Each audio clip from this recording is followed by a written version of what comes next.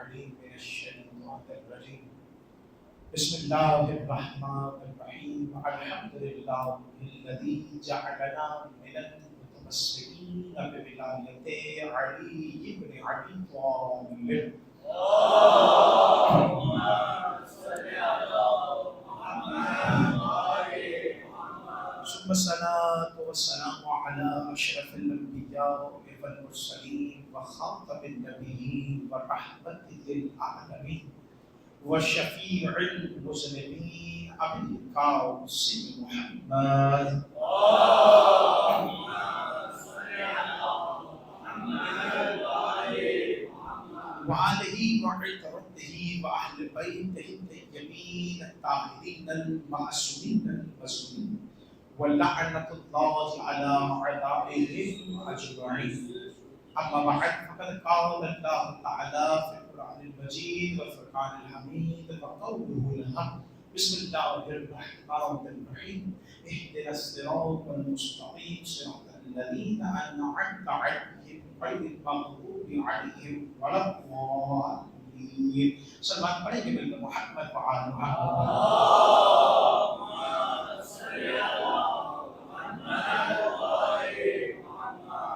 عنوان صراط مستقیم کے ذہن میں گفتگو چل رہی تھی اور اس بات کو آپ کے سامنے کوشش کی کہ آپ کی بہت گزار کروں کہ یہ جس سورہ کا حصہ ہے وہ سورہ کس اہمیت کی بنیاد پر ہے اور اس کی اہمیت کیا ہے. تو جب پہلے دن آپ کے سامنے گزارش کی کہ اس سورہ کو اللہ نے الگ پروٹوکول دیا ہے، الگ نام دیے ہیں اور الگ طریقے سے اس کا تعارف کروایا ہے.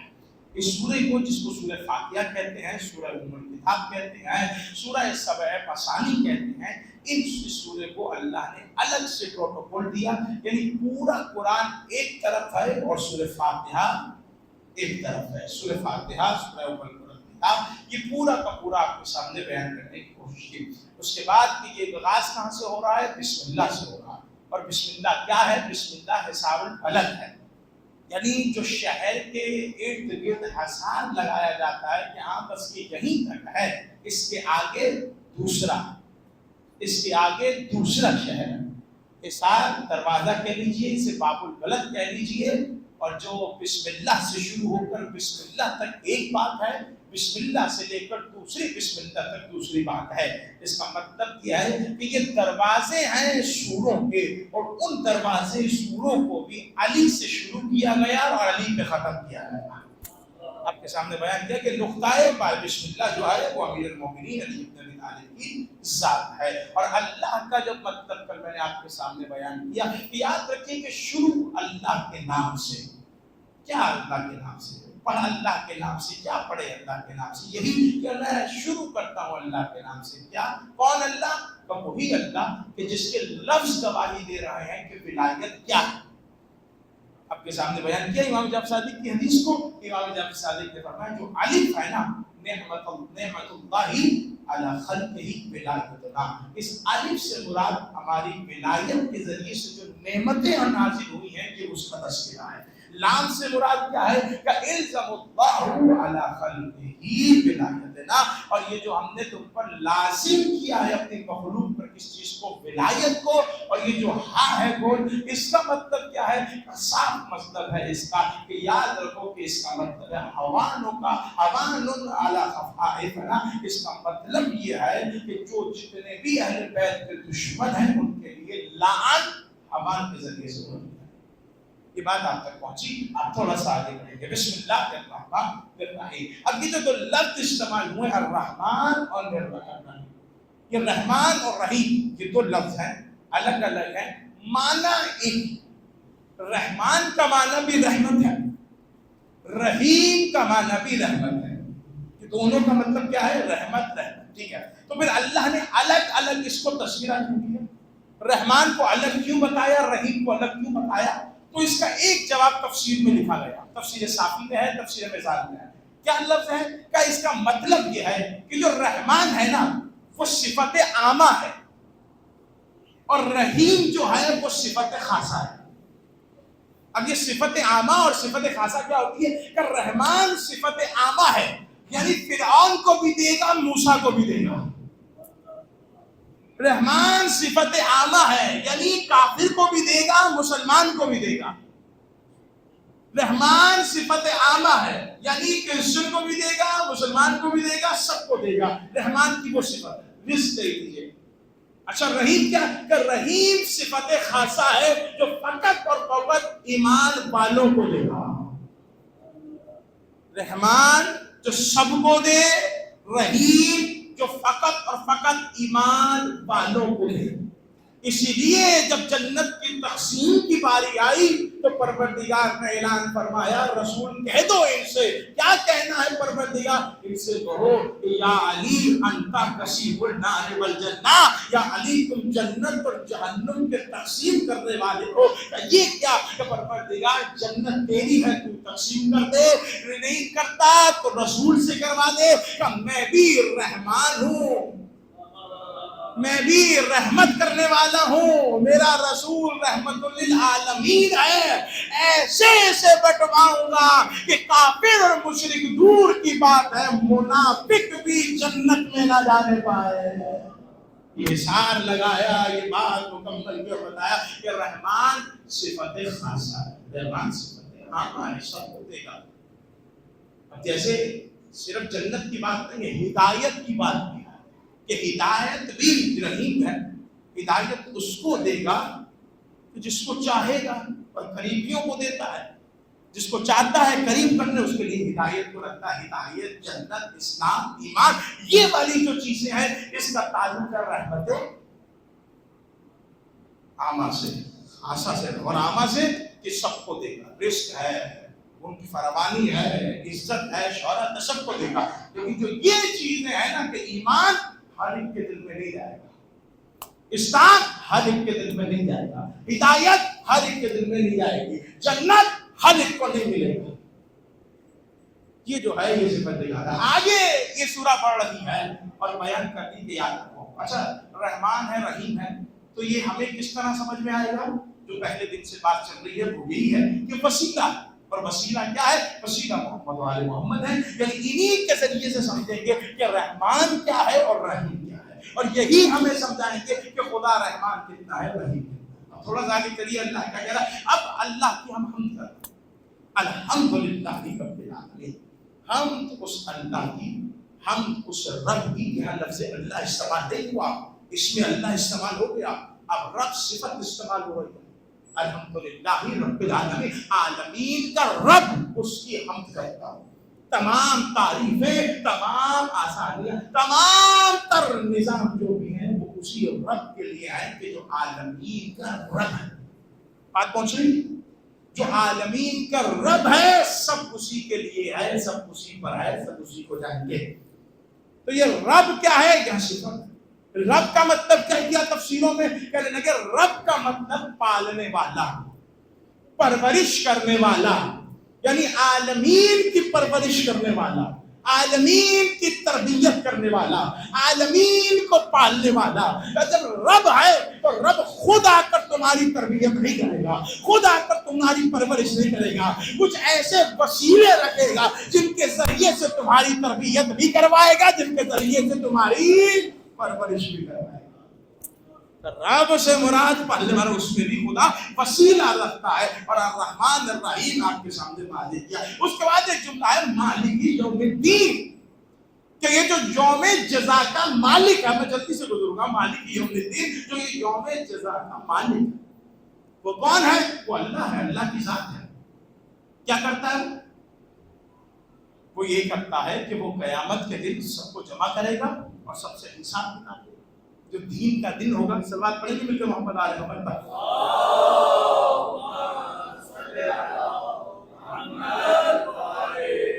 جو دین کا دن ہوگا نا، جو قیامت کا دن ہوگا، جو حساب کا دن ہوگا نا، اس میں سب سے حساب لے گا. کیوں؟ کیونکہ وہ مالک ہے اس دن کا. لیکن ایک مشکل آئے گی، وہ کسی کو بلا کے پوچھے گا نماز فجر پڑھی تھی؟ تو وہ بڑھ کر کہے گا پروردگار تجھے کیا پتا. میں ایک مثال کہہ رہا ہوں، تجھے نہ اونگ آتی ہے نہ نیند آتی ہے. قسم خدا کی میرے ساتھ نہیں کیا، نہ تجھے اونگ آتی ہے نہ تجھے نیند آتی ہے. ہمیں تو آتی تھی، ہم سوئے رہ گئے. اچھا کل دوپہر کی پڑھی تھی پروردگار بچوں کے لیے رزق کماتا نہ تیرے بچے ہیں جس کے لیے تجھے رزق کمانا ہوگا. اچھا مغرب پڑھی تھی کیا کریں کام سے تھکے ہوئے آئے تھے بچوں کے لیے رزق کمائے تھے آرام کرنا تھا ٹھیک وہ بھی نہیں کیا. اچھا روزہ رکھا تھا کیسے رکھتے بھوک لگتی ہے تجھے نہ بھوک لگتی ہے نہ تو کھانا کھاتا ہے. یعنی وہ سارے سوال آگے سے ایک مثال کے ذریعے سمجھا رہا ہوں سارے سوال اللہ کے سامنے رکھے گا تجھے کیا اللہ کہے گا ہاں میں اس لیے سامنے اس کو رکھوں گا جو میزان ہے. یا علی میرے ساتھ رہے گا اس لیے سامنے اس کو رکھوں گا جو میزان ہے. میزان ہے کون؟ فرمایا علی ہے میزان جس پر تمام لوگوں کے اعمال کو تولا جائے گا. یا علی جملہ کہہ رہا ہوں اب علی ہے مالک وہ ہے یوم جزا کا مالک وہ ہے لیکن جس کو اس نے منتخب کیا وہ پوچھے گا نماز پڑھی ہے اب نہیں کہہ سکتا تھا تو تجھے نیند آتی تھی نہ تجھے اونگ آتی تھی. اب نہیں کہہ سکے گا ظہر پڑھی تھی کام کے لیے گیا تھا. اب نہیں کہہ سکے گا تمہارے بچے نہیں ہیں کیونکہ تم ہمارے بچوں کی بات کر رہے ہو. میں 1000 رکعت نماز بھی پڑھتا تھا یہودی کے باغ میں مزدوری بھی کرتا. اب بہت کرو اللہم صلی علی یہ ہے صفات مظہر پروردگار. صفات مظہر پروردگار اسے کہتے ہیں کہ جو نہ وہ ہو نہ یہ ہو اسے آل محمد کہتے ہیں. جو وہاں سے لے کر یہاں تک دیتے ہیں اور جو یہاں سے لے کر وہاں تک پہنچا دیتے ہیں. میں جملہ کہہ رہا ہوں کہ اہل بیت اور ہادی اور سراج کی تصویر اور ان کی تعریف بھی یہ ہے کہ وہ نہ ان میں مل سکے نہ ان میں مل سکے. جب بھی دیکھو تو ان سے بالا تر نظر آئے اور جب وہاں سے دیکھو تو اس کی صفات کے مظہر دکھائے دیں. یہ ہے اہل بیت مالک مالک وہی ہے یوم جزا کا مالک وہی ہے لیکن میزان کے ذریعے سے توڑا جائے گا. کہاں کہاں اللہ نے وسیلہ رکھ دیا اور کہاں کہاں یہ وسیلے سے جان چھڑائے گا کہاں کہاں سے یہ بچتے چلے جائیں گے. مالک یوم الدین مالک یوم میں وہی ہے لیکن اس کی مرضی کو کسی کو آگے رکھے اور پھر ایسے کو آگے رکھ دے کہ جس کے لیے روایتیں ہوں کہ وہ جہنم کے سامنے کھڑا ہوگا اور کہے گا یہ تیرا ہے یہ میرا ہے. یہ اختیار کس کے پاس ہے سب جانتا ہے کیونکہ میزان علی ابن ابی طالب کی محبت ہے کوئی اور تو نہیں ہے نا. میزان تو یہی دیکھا جائے گا کہ آیا علی کی محبت کیوں یا نہیں. اچھا جب یہ جملے سنے میں ابھی جملہ کہہ کر آیا اور پہلے بھی کہہ چکا ہوں کہ گھبرانے کی ضرورت نہیں ہے. کچھ باتیں ہوتی ہیں جو سمجھ میں نہیں آتی.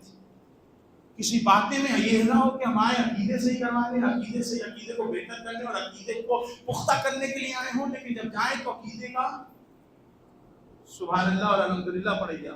کیوں بھئی یہ ایسا ہو سکتا ہے ایسا ہو سکتا ہے ایسا ہو سکتا ہے ایسا ہو سکتا ہے. یہ سب چیزیں وہ ہیں کہ جو سوچنے کی نہیں میں آپ کے سامنے بیان کر رہا ہوں کیونکہ یہ معرفت کے سینے ہوتے ہیں. معصوم کے پاس کون ہے کہنے کا مولا آپ کے پاس علم غیب نہیں ہے. یہ دیکھیں آپ کی قوم کہہ رہی ہے آپ کی شیعہ کہہ رہے ہیں کہ آپ کے پاس علم غیب ہے. مولا کہا نہیں تم جاؤ. وہ آگے بولا علم غیب نہیں. مولا کہاں ہے کہ اس کو کیوں نہیں بتایا کہ وہ جتنا برداشت کر سکتا اسے اتنا بتایا. تم جتنا برداشت کر سکتے ہو تمہیں اتنا بتایا. اب ذرا چلو مدینہ المعجز کتاب کا نام ہے اس میں ایک واقعہ لکھا گیا اور بڑا خوبصورت اور یہ سمجھانے کے لیے ہے کہ یار شک نہیں کرنا کہ یہ ہو سکتا ہے یہ نہیں دیکھنا. ہاں تصدیق کرنا تمہارا کام ہے تصدیق کرو. اگر کہیں جا کر شک میں اور کفر میں اور اس سے تبدیلی ہونا کہ علی کی فضیلت پہ کمی آنے لگے تو کہہ دینا میری معرفت چھوٹی ہے علی کی فضیلت بڑی ہے. یہ کہہ کر آگے بڑھ دینا. کہنے لگے عمار دوپہر میں گھر سے نکلے علی کی نظر پڑی. علی نے دیکھا کہ عمار کہاں جا رہے ہو. کہنے لگا مولا بھوک ہے فاتح ہے اور میں کچھ کھانے کے لیے نہیں. عمار نے کہا میرے گھر رسول علی نے کہا میرے گھر آئیے. گھر بلایا کہا عمار یا علی کہہ کر اس پتھر کو اٹھائیے یا علی کہہ کر اس پتھر کو اٹھائیے. کہنے لگا مولا بھوک کی شکایت کر رہا ہوں. آپ جو جملہ کہوں گا اس پر غور کیجیے گا. بھوک کی شکایت کر رہا ہوں کھانے کی شکایت کر رہا ہوں اور آپ کہہ رہے ہیں پتھر اٹھاؤ. علی نے جملہ کہا یا ضعیف الیقین اے کمزور یقین والے پریشان ہوئے نا, میں نہیں کہہ رہا جناب عمار سے, کون کہہ رہا؟ علی کہہ رہا. علی تو کہہ سکتے, علی تو کہہ سکتے ہیں نا. اب سمجھ میں آیا درجے کیوں رکھے کہ سلمان کتنے درجے پر ہے, ابو ذر کتنے درجے پر ہے, اسے پتا چلے اس کے دل میں کیا ہے, اس کو قتل کر دے. سمجھ میں آ رہا ہے نا کیا ہے؟ کیوں؟ کیونکہ ہر معصوم تو نہیں ہے یہ. اب ہر کوئی اپنی اپنی بساط کہنے لگا. مولا نے کہا میں نے تجھے کہا پتھر اٹھا, تو مجھے کہہ رہا بھوک کی شکایت ہے, یا ضعیف الیقین ہے, کمزور یقین والے.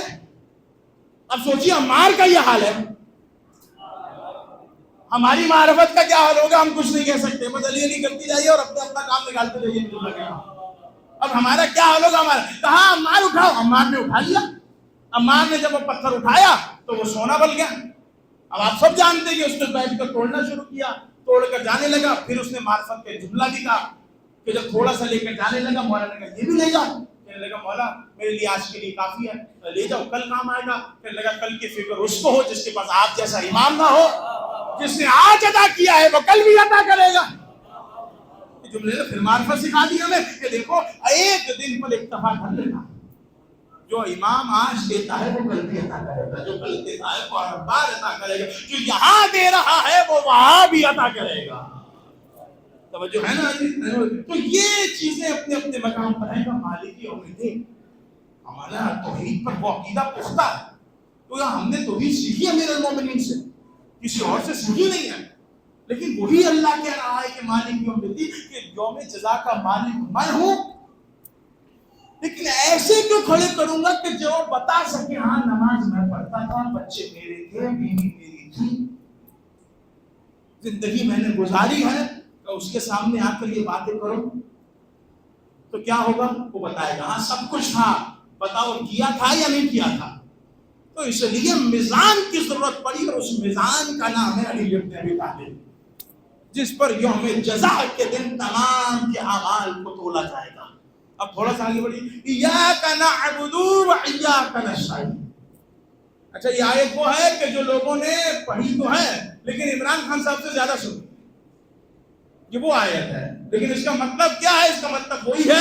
اب ہم اس سے بات نہیں کرتے. ایاک نعبد و ایاک نستعین, تیری ہی عبادت کرتے ہیں اور تجھ ہی سے مدد مانگتے ہیں.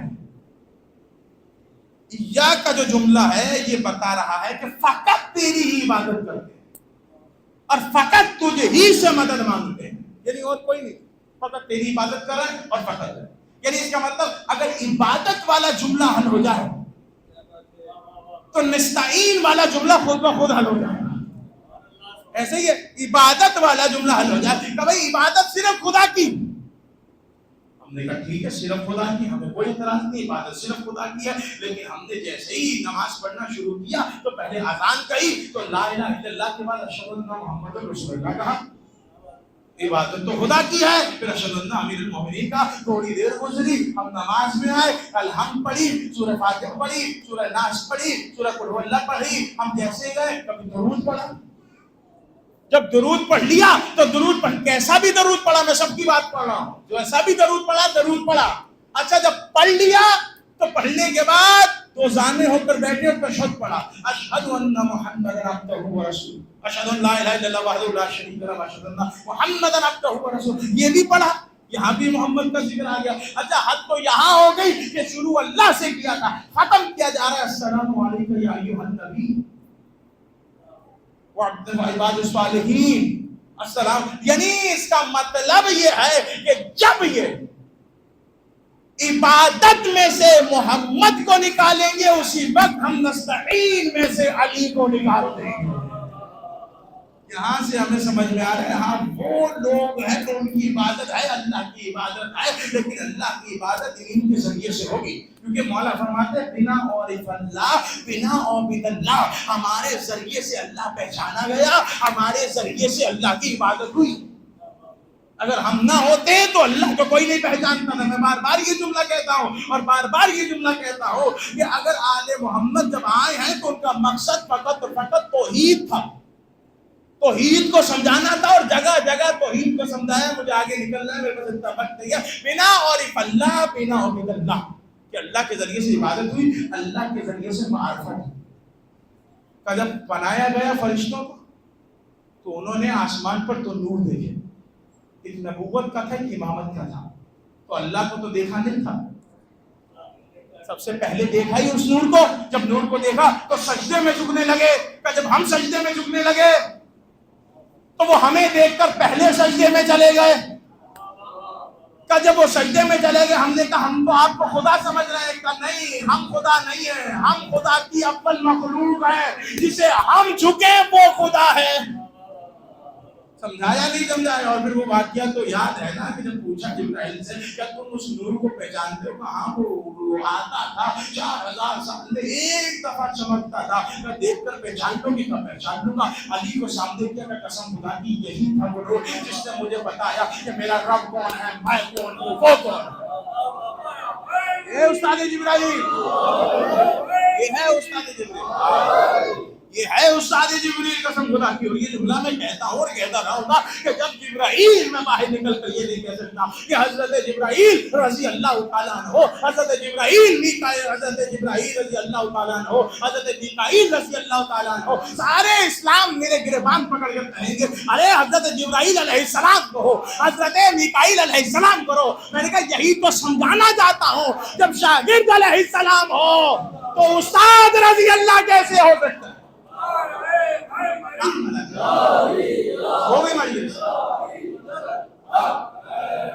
ایاک نعبد و ایاک نستعین، تیری عبادت کرتے ہیں، ہاں کرتے تیری عبادت ہے، اور تجھی سے مدد مانگتے ہیں. مدد کرنے والا تو ہی ہے. اور جب یہ بات ہوئی تو یہاں تک ہم نے مزاج قرآن دیکھا. یہاں پر خدا نے اپنی رحمانیت کا تذکرہ بھی کیا، اپنی ملکیت کا تذکرہ بھی کیا. آپ دیکھ رہے ہیں نا، ملکیت کا تذکرہ بھی کیا اور اپنی عبادت کا تذکرہ بھی کیا. اب میں ایک مثال دے رہا ہوں کہ سارا قرآن فاتحہ میں کیسے آیا. سلوات پڑھیں گے محمد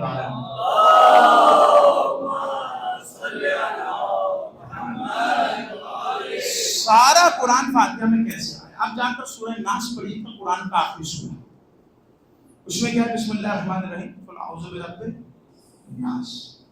رب آ گیا، مالک الناس،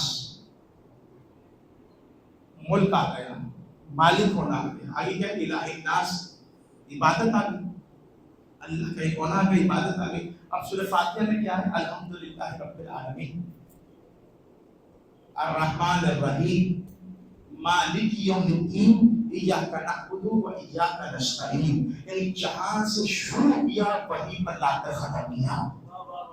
قرآن کا تعارف دیکھیے، قرآن کا مزاج دیکھیے. دیکھو لوگوں میں یہ چیزیں ہوتی ہیں، جب وہ بڑا ہو، جب بچہ ہوتا ہے تو اسے پرورش کی ضرورت ہوتی ہے. جب وہ بچہ ہوتا ہے اسے پرورش کی ضرورت ہوتی ہے. جب تھوڑا بڑا ہوا، جوانی میں آیا، اسے نوکری کی ضرورت ہوتی ہے. یعنی کسی نہ کسی کو حاکم بنے گا. اور جب بڑھاپے میں جاتا ہے تو اسے عبادت کی ضرورت ہوتی ہے. یہ فطرت میں ہے کہ بچہ ہے تو پرورش مانگے گا، جوانی میں آ گیا تو نوکری کرے گا، حاکم ہوگا، محکوم ہوگا، کچھ تو ہوگا. اور جب چلا گیا بڑھاپے میں تو سب کچھ چھوڑ کر اب صرف عبادت کرے گا. اس کا مطلب یہ ہے کہ اس سب چیزوں میں اسے کچھ نہ کچھ چاہیے. تو جب پرورش چاہیے تھی تو اللہ نے کہا الحمدللہ رب العالمین. جب ملکیت چاہیے تھی، حاکمیت، تو کہا مالک یوم الدین، میں ہوں، میرے علاوہ کسی کو مالک نہ سمجھنا. اور جب عبادت چاہیے تھی تو ایاک نعبد و ایاک نستعین، پورا قرآن سمیٹ کر اور زندگی انسان میں جمع کر کر دکھا دیا کہ بچپنے سے لے کر بڑھاپے تک قرآن تمہارے ساتھ ہے اور سب کچھ قرآن کا فاتحہ میں جمع کر چکے ہیں. اللہم صلی علی محمد. جملہ ختم. اور آج کی سے اختتام کہ یہ ہے پوری سورہ. اب آگے کیا ہے؟ اس کا تعریف کر لی، اب مانگو کچھ. اب کچھ مانگو. کیا مانگے؟ کچھ تو مانگو. ہم نے کہا پھر ہدایت مانگتے ہیں، افضل چیز یہ ہے. تو ہم نے کہا اہدنا الصراط المستقیم، ہمیں سیدھے راستے پر ثابت قدم رکھ، ہمیں سیدھے راستے کی ہدایت کر. یعنی اللہ نے ہمیں دعا کا انداز بتایا کہ دعا کرو تو دعا کیسے کرو. کہ پہلے میری تعریف کرو، مجھے رحمان کہو، مجھے رحیم کہو. یہاں اور بھی خدا کی صفت آ سکتی تھی، قہار بھی خدا کی صفت ہے، جبار بھی خدا کی صفت ہے، لیکن اللہ نے یہاں پہ نہ قہار رکھا نہ جبار رکھا، اللہ نے یہاں پر رحمان اور رحیم رکھا تاکہ کوئی بندہ خوف نہ کھائے، ڈرے نہیں، اور ہمارے قریب آ کر ہم سے بات کرے، ہماری تعریف کرو، ہمیں ہی مانو کہ تو ہی عبادت کرتے ہیں، تیری عبادت کرتے ہیں، تجھی سے مدد، جب یہ سب کر لو نا آپ ہم سے دعا مانگو۔ اور دعا کے بارے میں مولا کیا فرماتے ہیں کہ مولا امیر المومنین دیکھا کہ کوئی آیا مسجد میں اور لمبی لمبی دعائیں پڑھ رہا ہے، مولا اس کے پاس میں، مولا کا کیا ہے اتنی لمبی دعائیں کیوں پڑھ رہے ہو، جوان ہو؟ کہنے لگا مولا اس کا مسئلہ ہے، روٹی کا مسئلہ ہے، کھانے کا مسئلہ ہے، پینے کا مسئلہ ہے، فلاں مسئلہ ہے، یہ مسئلہ ہے، وہ مسئلہ ہے، مسئلہ گناتا رہا۔ مولا نے کہا میں کیوں نہ تمہیں ایک ایسی دعا بتا دوں کہ جس میں تمام مسئلے موجود ہیں، جس میں تمام چیزیں سمٹ کر آ جائے گا۔ مولا بتا دیجیے۔ سنو، تو صرف اتنی لمبی دعائیں پڑھنے کی ضرورت نہیں ہے، وہ اور ہیں کہ جو پڑھتے ہیں ہم تو 2 پیج کے بعد تیسرے پیج پڑھ کر دیکھنے لگتے ہیں کہ کتنی رہ گئی ہے، یہ مزاج ہے ہمارا۔ تو مولانا نے کہا نہیں، خلوص سے اتنا بھی پڑھو، پڑھو ضرور۔ اور وہ کیا پڑھنا ہے؟ مولانا نے کہا صرف اتنا کو الحمدللہ کہ اللہ کل نعمت، میں تیری ہر نعمت پر شکر خدا کرتا ہوں، ہم کرتا ہوں تیری ہر نعمت، الحمدللہ کل نعمت، آئی کہ استغفر اللہ من کل ذنب، میں اپنے گناہوں کی مغفرت طلب کرتا ہوں، اور صرف یہ کو واسع اللہ من کل خیر، میں ہر خیر کا سوال کرتا ہوں، واعوذ باللہ من کل شر، اور ہر شر سے تیری پناہ چاہتا ہوں۔ مولانا کا بس اتنے جملے کو ہو اور یہ تمہارے لیے کافی ہے، اتنی لمبی دعائیں پڑھنے کی ضرورت نہیں۔ کیوں؟ کیونکہ گھر بھی ہے، بار بھی ہے، سب کچھ ہے، سب دیکھنا۔ ہاں اگر وقت ہو تو دعائیں کو پہلے ہفتے میں ایک دفعہ پڑھو، اسی لیے رکھا گیا ہفتے میں ایک دفعہ پڑھو، جب جمعہ پڑھو، یہ منگل کو پڑھو، یہ بدھ کو پڑھو، یہ پڑھا، اسی لیے کہ دین ہمیں جبر نہیں سکھاتا، دین ہمیں تکلیف نہیں دینا چاہتا، دین ہمیں سکھاتا ہے ہاں خدا تمہاری ویسے بھی سنے گا، اگر تم سنانا چاہو خدا کو تو خدا تمہاری ویسے بھی سنے گا۔ آخری جملے کہ ہم کیا مانگے، اہدنا الصراط المستقیم۔ اب سوال یہ ہے کہ اللہ نے اس آیت کو ہم پر، اس سورت کو واجب کیا اور کہا دن میں 5 مرتبہ کہو کہ ہمیں سیدھے راستے پر دکھا، ہمیں سیدھا راستے پر ثابت قدم رکھ، ہمیں سیدھے راستے پر ثابت قدم رکھ، ہمیں سیدھے راستے پر ثابت قدم رکھ، ہمیں سیدھا راستہ دکھا، ہمیں سیدھے راستے پر ثابت قدم رکھ۔ سوال یہ ہے کہ ہم نے دن میں 5 مرتبہ یہ جملہ کہنا ہے۔ کہنا کیوں ہے؟ کیونکہ مین ہے کہ ہم یہ مانگے، تو ہم تو مانگ رہے ہیں کیوں؟ یا تو ہم نے راستہ دیکھا نہیں ہے یا ہم ابھی راستے پر آئے نہیں ہیں۔ تو میرا سوال صرف اتنا سا ہے کہ رسول بھی یہی کہتے تھے نا،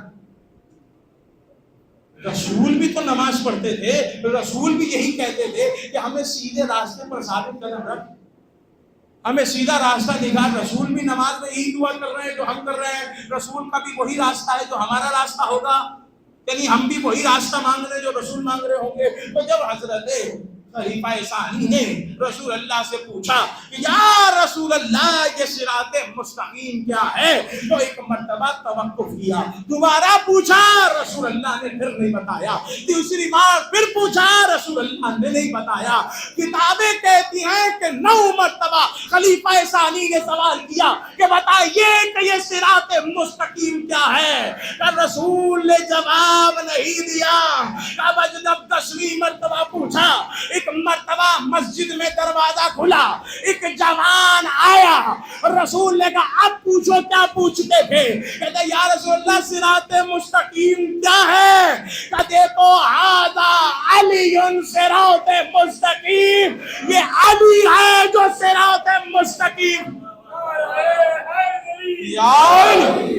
آج سے موضوع سے ریلیٹ ہو جائیں گے، یہ علی ہے جو صراط مستقیم ہے، یعنی علی کا راستہ سیدھا راستہ ہے۔ کیا رسول بھی علی کا راستہ مانگ رہے ہیں؟ کیا رسول کا بھی یہی ترجمہ ہوگا؟ نہیں، علی اور رسول کا ترجمہ اور ہے۔ ہم دعا مانگتے ہیں ہمیں علی کے راستے پر ثابت قدم رکھ، رسول دعا مانگتے ہیں مجھے علی پہنچانے میں ثابت قدم رکھ۔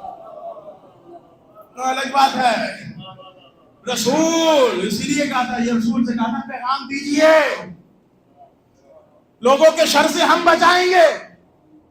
رسول کی ذمہ داریوں میں ذمہ داری تھی کہ علی پہنچائیے، جگہ جگہ جا کر علی پہنچائیے، جگہ جگہ جا کر علی کی فضیلت کو منوائیے. کیوں؟ کیونکہ علی ہے صراط مستقیم. جو اس کے راستے پر آیا وہی سیدھے راستے پر ہے، جو اس کے راستے پر نہیں ہے وہ سیدھے. اور یہ علی سیدھے راستے پر خود چلنے والا نہیں ہے. یہ نہ سمجھنا کہ یہ خود سیدھے راستے پر چلے گا، یہ خود صراط مستقیم ہے.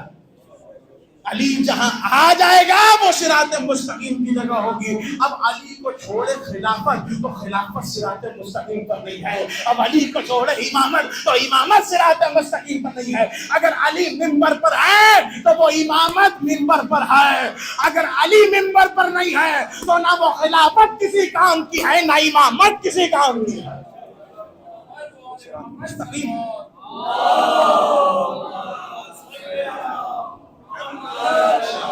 اپنے دور کے صراط، علی صراط مستقیم، حسن صراط مستقیم، حسین صراط مستقیم. یہ 12 کے 12 14 کا راستہ صراط مستقیم کا راستہ، یہ صراط مستقیم پر ہے. حسین چلے ہیں اور حسین یہی کہہ کر جا رہے ہیں کہ دیکھو میں صراط مستقیم کی ہدایت کر رہا ہوں، میں صراط مستقیم پر ہوں. کروں تو کروں کیا صراط مستقیم کو کسی نے سمجھایا کہ حسین ہے؟ کہا کہ رسول گزرے، رسول گزرے. ایک بچے کو دیکھا سارے بچے کھیل رہے ہیں، ایک بچے کو اٹھایا چومنے لگے. کسی نے پوچھا اتنے بچے کھیل رہے تھے کسی کو نہیں، کسی کو اٹھایا. میں نے اس کو دیکھا ہے جس راستے سے حسین گزرتا ہے اسی خاک کو اٹھا کر چلتا ہے. اس بچے کو میں نے دیکھا کہ جس راستے سے گزرتے ہیں اسی راستے سے. کیوں؟ کیونکہ یہ بچہ جانتا ہے کہ صراط یہی ہے، مستقیم یہی ہے. وہ اس خاک کو وہ کون ہے؟ وہ حبیب ہے جن کا نام حبیب ابن بطالیہ ہے، کہ جن کو زندگی دی حسین نے، اللہ کے خزانوں سے زندگی لے کر دی انہوں نے اس کو حبیب ابن مظاہر کو. اور بتا دیا کیوں؟ کیونکہ بار بار انتظار کر رہے تھے میرے دوست کب آئیں گے، میرے دوست کب آئیں گے، میرے دوست کب آئیں گے. اور حسین نے کہا ہم آ گئے تو حبیب کہاں ہے؟ حبیب کو بلائیے. کہا حبیب سے شہرے میں کہہ رہا ہوں، کہا حبیب سے شہنے میں کہہ رہا ہوں تو میں کا جو زور دیکھیے گا. کہا حبیب سے شہنے میں کہہ رہا ہوں تو خدا جو پوچھے تو کہنا بلا رہے ہیں حسین. حسین بلائیں اور حبیب نہ آئے، یہ کسی کتاب نے لکھا نہیں ہے، کسی کتاب نے نہیں لکھا. حسین کربلا پہنچے، ایک خط تیار کیا اور اب حسین ابن علی نہیں لکھا، حسین ابن فاطمہ زہرا ماں کے نام سے خط کو تیار کیا. اب جب خط تیار ہوا خط کو بھیجا. قاصد نے کہا جلد سے جلد جا کر دینا. اور اسے راہب کو کہنا حبیب کو کہ تیرا مولا کربلا آ گیا، اور اتنا کہہ دینا اکیلا نہیں ہے، بطول کی بیٹیاں ساتھ. اجرکم اللہ اکیلا نہیں آتا، بطول کی بیٹیوں اور فوج نے ہمیں گھیر لیا. قاصد چلا، قاصد نے آ کر تکل بات کیا. حبیب اپنی زوجہ کے ساتھ بیٹھے تھے، کھانا تناول فرما رہے تھے. حبیب دروازے پر آئے. مجھے مختصر پڑھنا ہے، زیادہ نہیں پڑھوں گا. حبیب دروازے پر آئے، دروازہ کھولا. کہ کون ہے؟ کہ قاصد امام حسین ہے. خط دیکھا، اندر گئے. خطبہ پڑھتے ہیں کہ جب بیوی نے پوچھا کہ حبیب کیا آیا ہے؟ کہ خط آیا ہے. کہ کس کی طرف سے آیا ہے؟ کہ حسین کی طرف سے آیا ہے. کہ حبیب کی بیوی نے کہا ہوگا ہاں شاش اکبر کی شادی ہے، ہمیں بلایا گیا ہوگا، ہمیں بلایا گیا ہوگا، دعوت دی ہوگی. حبیب نے خط کو کھولا، فاطمہ زہرا کا نام پڑھا. اور جب یہ پڑھا کہ حبیب اکیلا نہیں، تیرا دوست بطول کی بیٹیوں کے ساتھ کربلا آ چکا ہے. حبیب بیٹھ گئے. حبیب کیا ہوا؟ کہا کہ کربلا آ چکے ہیں، فوجوں نے گھیر لیا ہے. حبیب سوچتا کیا ہے، تو بیٹھ پھر میں جاتی ہو. یعنی بس یہی پوچھنا تھا. ایک مرتبہ حبیب اٹھے. حبیب نے اپنے غلام سے یہ گھوڑا لے جاؤ اور کوفے کے باہر میرا انتظار کرو. حبیب کہتا ہے اس وقت میرا کلیجہ پھٹ گیا کہ جب میں اپنے گھوڑے کے پاس آیا تو میرا غلام گھوڑے کی گردن میں پائیں ڈال کر کہہ رہا تھا اے میرے آقا کی سواری، اگر آقا نہیں آئے نا تو میں تجھ پر سوار ہو کر اپنے مولا کی مدد کے لیے جاؤں گا. حبیب کہتا ہے میرا دل بڑھ گیا، حسین کتنا قریب ہو گئے. میرے آقا کی مدد کے لیے جدا ہو جائے. حبیب نے سواری لی، حبیب چلے، حبیب کربلا پہنچے. حسین نے حبیب کو گلے لگایا. حبیب سیدانیوں کے خیمے کے قریب گئے. آواز آئی بھیا حبیب سلام. حبیب طرف گئے. آقا زادیوں مجھے بھائی کے اب گوش ہو تو ایسا ہو، نفع ہو تو ایسی ہو. حبیب نے جان قربان کیا ہے، لیکن وہی روایت میں دوبارہ پڑھوں. بزرگ علماء سے سنا کہ جب حبیب کا سر نیزے پر بلند ہوا، قافلہ چلا کوفے میں آیا. کسی نے بیٹے نے سر کو دیکھا، سر کو اٹھا کر جانے لگے. کہنے لگا کسی کا جوان بیٹا ہو، ارے اس کے باپ کو کوئی نیزے پر بلند کر لے. سیدہ سجاد آج بابا معاف کرنا، حبیب کے بیٹے کے ساتھ اس کی پپونک، اس کی بہنیں نہیں، میرے ساتھ آپ کی بہنیں. زینب کا کھلا سر ہے، لوگوں کے ہاتھوں میں پتھر ہے، مار مار کر اور مارو باجی کی بہن. ماتم حسین